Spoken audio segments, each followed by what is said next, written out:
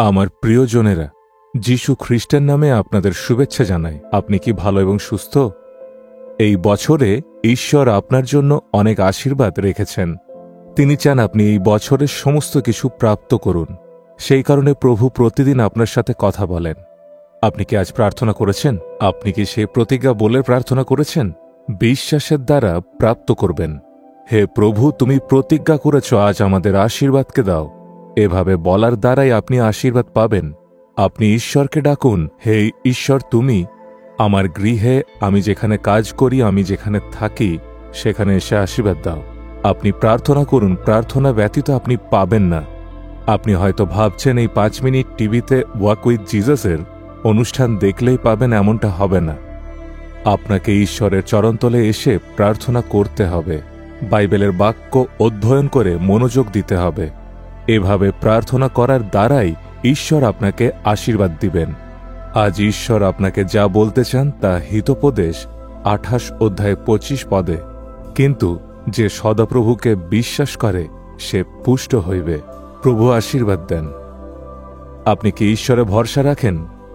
আপনি হয়তো বলবেন, আমি এই আশার সাথেই প্রভুর বাক্য প্রতিদিন শুনে থাকি। আপনি অবশ্যই আশীর্বাদ পাবেন। সম্পন্ন জীবনের প্রভু প্রতিজ্ঞা করেন। আপনার জন্য আশীর্বাদকে ঈশ্বর চান। আর কারো কারো বিষয়ে লোকেরা এমনটা বলে তাদের জীবনে কোনো ঘাটতি নেই, সমস্ত ক্ষেত্রে ঈশ্বর তাকে আশীর্বাদ দিয়েছেন। আপনার বিষয়ে লোকেরা কি বলেন? সবসময় লোকেরা বলে এর জীবনে কোনো আশীর্বাদ নেই, মনে হয় এর উপরে অনেক অভিশাপ আছে। কিন্তু প্রভু আপনাকে এমনটা রাখতে চান না। অপর ব্যক্তিরা যেন আপনাকে দেখে সাক্ষ্য দেয় যে আপনার জীবনে কোনো ঘাটতি নেই, আশীর্বাদ ভরপুর আছে। লোক এভাবে দেখেই বলে তার জীবনে এতই ঘাটতি আছে, ঋণে ধারে ডুবে আছে, চারিদিকে দুঃখ এবং বিপদে থাকে, তার জীবন দেখার মতোই নয়। আপনার কি পরিস্থিতি এমন? কিন্তু ঈশ্বর কখনোই কাউকে এমনটা রাখতে চান না। আপনি কুড়ে ঘরেই থাকুন না কেন, পুরো সুস্থতার সাথে ভরপুর আশীর্বাদের সাথে রাখাই হল প্রভুর ইচ্ছা। আপনাকে জীবনে এটা বলতে হবে যে আমার জীবনে কোনো সমস্যা নেই। কিছু মানুষকে হালচাল জিজ্ঞাসা করা হয়, তারা বলে একটু ভালো আছি, মোটামুটি ঠিক আছি, এমনটা বলে। আমি আরও কিছু মানুষকে এমন দেখেছি, তারা বলে আমার জীবনে তো প্রভু ভরপুর আশীর্বাদ দিয়েছেন, আমার জীবনে কোনো ঘাটতিই নেই। সেটা দেখে ঈশ্বর তার মুখের কথায় আনন্দিত হন। এর অর্থ ধনসম্পত্তি বেশি নেই, তার কাছে নিজের ফ্ল্যাটও হয়তো নেই, সাধারণ কাজ করেন, কিন্তু তার জীবনে কোনো ঘাটতি নেই, ঋণের ডুবে নেই, কোনো অসুস্থতায় চিন্তিত নয়, কোনো ঘাটতি নেই। সমস্ত প্রয়োজনীয়তা ঈশ্বর পূর্ণ করেন এবং ঘাটতিকে ঈশ্বর দূর করে আশীর্বাদের জীবনকে দান করেন। সমাজে নিজেকে বড় হিসাবে দেখানোর জন্য আপনি ঋণ নিয়ে ধার করে আর দুঃখ এবং বিপদে পড়ে যান। জিহবার উপরে ভরসা রাখলেই ঈশ্বর আপনাকে আশীর্বাদ দিবেন। আপনি কি সে ভরসা রাখেন নিজের কাজের উপরে, নিজের ধনসম্পত্তির উপরে? আপনি কি নিজের ব্যবসায় নির্ভরশীল? কিছু মানুষের নিজের ব্যবসায় ভরসা আছে। তারা বলে আমার ব্যবসা এত গুণ বেশি বেড়ে যাবে। হঠাৎ কোনো কারণে তাদের ব্যবসা ডাউন হয়ে গেলে তারা উদাস হয়ে যায়।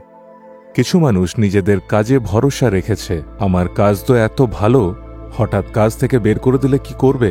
আবার বলে আমার কাছে অনেক একর জমি আছে, ক্ষেত আছে, এই বছর আকাল পড়লে কি করবে? সেই কারণে আপনাকে বলতে হবে আমার ক্ষেতের উপরে, আমার কাজের উপরে, আমার ব্যবসার উপরে ভরসা নেই। আমার ভরসা প্রভু। তিনি আমাকে কাজ দিয়েছেন, তিনি আমাকে ব্যবসা দিয়েছেন, তিনি ক্ষেত দিয়েছেন, তিনি আমাকে সেবা কার্য দিয়েছেন, তিনি আমাকে কাজ ব্যবসা সব দিয়েছেন। এইভাবে যদি আপনি ঘোষণা করেন তাহলে ঈশ্বর আপনাকে আশীর্বাদ দিবেন। আপনি এই কারণে আশীর্বাদ হারিয়েছেন, আপনি নিজের উপরে ভরসা করেছেন, নিজের কাজের উপর, তালন্তের উপরে ভরসা করেছেন। সেই কারণে আপনার ভরসা আজ থেকে ঈশ্বরের উপরে রাখলে আপনার জীবনে কোনো ঘাটতি থাকবে না। আপনার ভরসা কার উপরে আছে সেটা নিজে নিজেই পরীক্ষা করবেন। কখনো কখনো আমরা নিজের উপরের থেকে মনুষ্যের উপরে বিশ্বাস করি, কিন্তু আজ আমি বলবো আমার ভরসা কোনো বস্তুর উপরে, কোনো মনুষ্যের উপরে নেই। তুমি আমার একমাত্র ভরসা। যদি আপনি বলেন আমার ভরসা তুমি, অর্থাৎ আপনার জীবনে আপনি পরিবর্তন দেখবেন। আজ আমরা ঈশ্বরের উপরে ভরসা করে বলবো, আপনি এখনো পর্যন্ত মনুষ্যের উপরে ভরসা করে, বস্তুর উপরে ভরসা করে প্রতারিত হয়েছেন। আজ আপনি একমাত্র ঈশ্বরের উপরে ভরসা রেখে বলুন, তুমি আমার আশা, তুমি আমার জন্য ক্রুশে নিজের প্রাণ দিয়েছ। তোমার প্রেম, তোমার সামর্থ্যে আমি আমার ভরসা রাখি। তুমি সমস্ত কিছু সামলাবে। যিশুর নামে আমেন, আমেন।